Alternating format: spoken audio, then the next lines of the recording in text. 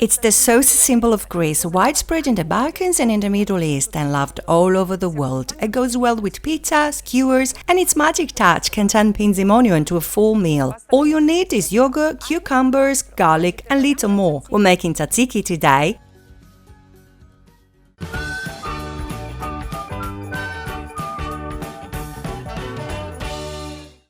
I'll start by taking care of the cucumber, which should be grated with a large shredding whole grater like this one. There's no need to remove the peel, while the seeds, if present, you must get rid of.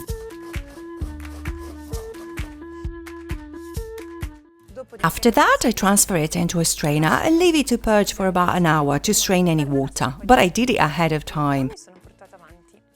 So then I press it with my fist or with the back of a spoon, and there you are. I can take care of the garlic. I'm going to remove both the skin and the germ, the least digestible part. And now, with a knife, I'll chop the garlic, coarsely first, and then more and more finely until we reduce it to paste with a blade. In any case, to remove the smell of garlic from your hands, I suggest you rub them with a metal soap or like this, directly on the tap. It's an old trick, but it works.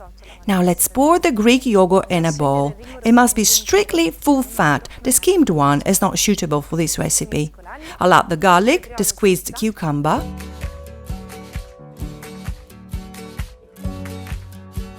and now repeatedly in turns, oil and vinegar for a touch of acidity.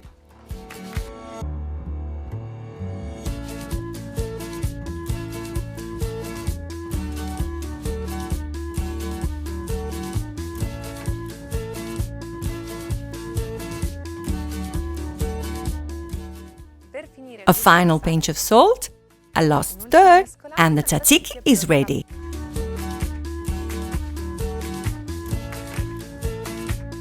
Before eating it, however, I suggest to let it rest in the fridge for 2 or 3 hours so that the flavors blend well.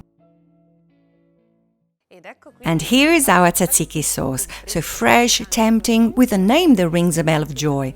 I'll link down below the photo recipe on GialloZafferano where you can find doses and the step-by-step procedure. If this recipe made you hungry, please leave us a nice like, and if you have any questions, write them in the comments. And if you haven't done it yet, subscribe to the channel, of course. Bon appétit!